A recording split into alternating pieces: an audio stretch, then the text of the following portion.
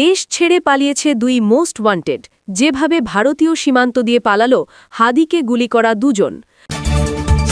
হাদিকে গুলির ঘটনায় গোপন তথ্য ফাঁস করে দিল মোটরসাইকেল মালিক হান্নান, যার নির্দেশে হাদিকে হত্যাচেষ্টা। অবশেষে হাদির উপর হামলার অর্থ যোগানদাতাকে গ্রেফতার করেছে র্যাব। চাঞ্চল্যকর তথ্য ফাঁস, ফেঁসে যাচ্ছে বিএনপি জামায়াত। এতক্ষণ শুনছিলেন সংবাদ শিরোনাম, এখন থাকছে বিস্তারিত।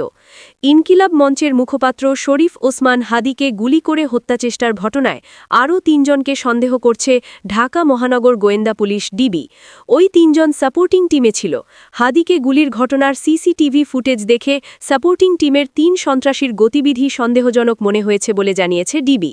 হাদি যখন রিকশাযোগে বিজয়নগর রোডে আসেন, তখন ঘটনাস্থলে একজন মোবাইল ফোনে কথা বলছিল আর অন্যজন পায়চারি করছিল।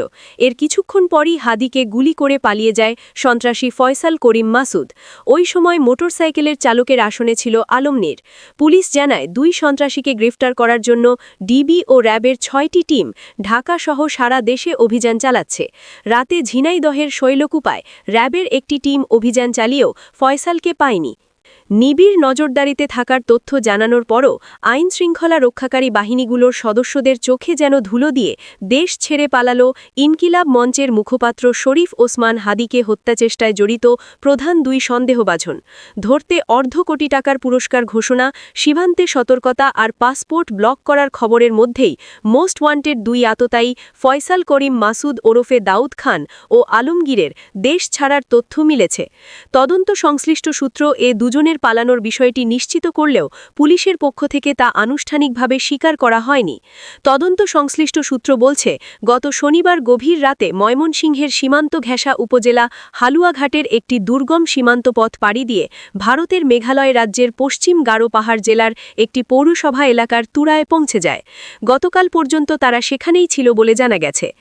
ইনকিলাব মঞ্চের মুখপাত্র শরীফ ওসমান হাদিকে হত্যাচেষ্টার ঘটনায় মূল সন্দেহভাজন ফয়সাল করিম মাসুদের স্ত্রী, শালক ও এক বন্ধুকে আটক করেছে র্যাব।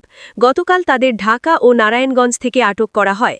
এই 3 জন হল ফয়সালের স্ত্রী সামিয়া, শালক শিপু ও বন্ধু মারিয়া। বিষয়টি নিশ্চিত করেছেন র্যাবের আইন ও গণমাধ্যম শাখার পরিচালক wing commander MZM Intekhab Chowdhury. এ নিয়ে মোট গ্রেফতার সংখ্যা দাঁড়ালো 6 জনে। গ্রেফতারকৃতদের কাছ থেকে অভিযুক্ত ফয়সাল করিম মাসুদ ওরফে দাউদ খানের সই করা বিপুল সংখ্যক চেক বই এবং ইলেকট্রনিক ডিভাইস জব্দ করা হয়েছে।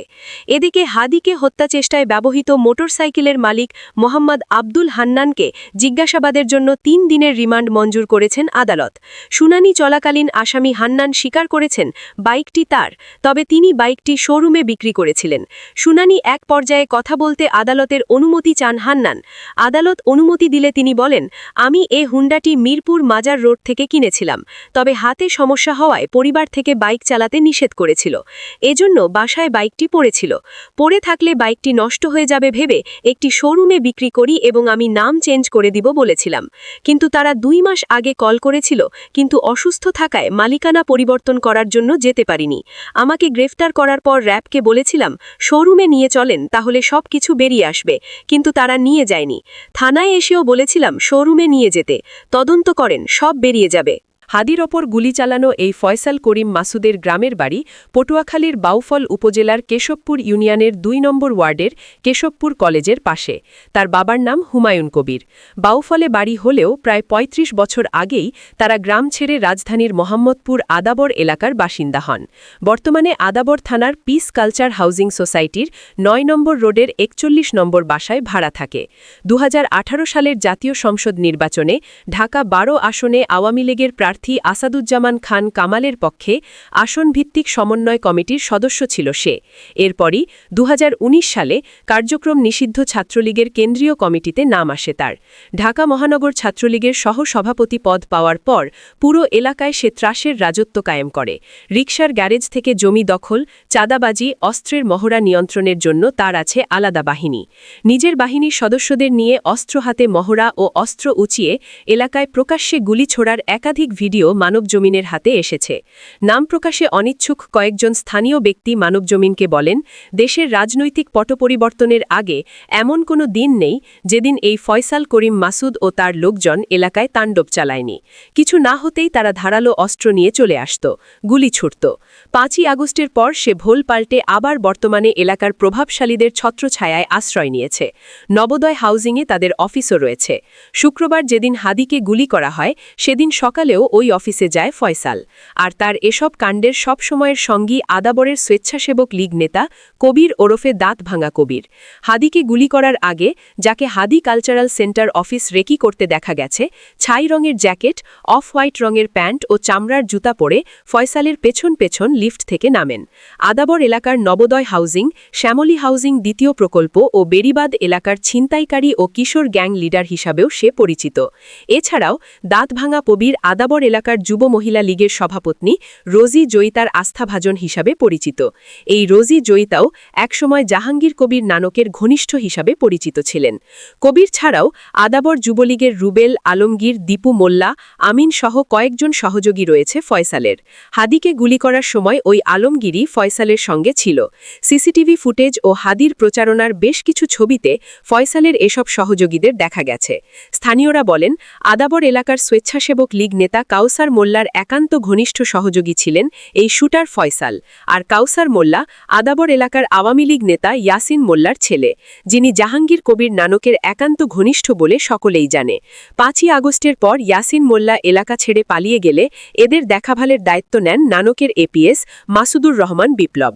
তিনি ভারত থেকে এই ফয়সাল গ্রুপের অর্থের যোগান দিতেন। 2024 সালের 7ই নভেম্বর আদাবরের ব্রিটিশ কলম্বিয়া স্কুলের কার্যালয়ে ঢুকে অস্ত্রের মুখে 17 লাখ টাকা লুঠের ঘটনায় ফয়সাল যখন 2টি বিদেশি পিস্তল, 2টি ম্যাগাজিন, 5টি গুলি, 3টি মুঠোফোন ও 5,000 টাকা সহ র্যাবের হাতে আটক হয়, তখন এই বিপ্লবী বিপুল টাকার বিনিময়ে মাত্র 3 মাসের মাথায় তাকে জামিনে জেল থেকে বের করে আনে। আদাবরের স্থানীয় বাসিন্দাদের দাবি, হাদিকে হত্যাচেষ্টার পুরো ঘটনার সঙ্গেই এই বিপ্লব জড়িত। তার ছত্রছায়াতেই রয়েছে ফয়সাল। গত বছর 5 আগস্ট শেখ হাসিনার পতনের পর কার্যক্রম নিষিদ্ধ আওয়ামী লীগ ও নিষিদ্ধ ছাত্রলীগের বহু নেতাকর্মী গ্রেফতার হন, জেলে যান। জুলাই আন্দোলনে ছাত্র জনতার উপর নিষ্ঠুর হামলা, নির্যাতন ও হত্যার অভিযোগে বেশিরভাগ মামলা হয় গ্রেফতার ব্যক্তিদের বিরুদ্ধে। এছাড়া রাষ্ট্রের বিরুদ্ধে উস্কানি, ষড়যন্ত্র, নাশকতাসহ অন্যান্য ফৌজদারি অপরাধেও তাদের বিরুদ্ধে মামলা হয়। কিন্তু গ্রেফতার বেশিরভাগ আসামি এরই মধ্যে জামিনে বেরিয়ে গেছেন। পুলিশ সদর দপ্তর সূত্রে প্রাপ্ত তথ্যে দেখা যায়, ফ্যাসিস্ট হাসিনার সহযোগী হিসাবে সারা দেশ থেকে যাদের গ্রেফতার করা হয়েছিল তাদের মধ্যে 70% আসামি এরই মধ্যে জামিন পেয়ে গেছে। এই সংখ্যা জেলা পর্যায়ে প্রায় 90%, যা আরও ভয়ঙ্কর খবর। শেখ হাসিনার ক্ষমতা দীর্ঘায়িত করতে যেসব অপরাধী রাজনৈতিক লেবাসে দেশের মানুষের ওপর হত্যা, নিপীড়ন চালিয়েছে, তাদের এমন ঢালাও জামিনের ঘটনাকে অত্যন্ত উদ্বেগজনক বিষয় হিসাবে দেখছেন জুলাই আন্দোলনে যুক্তরা।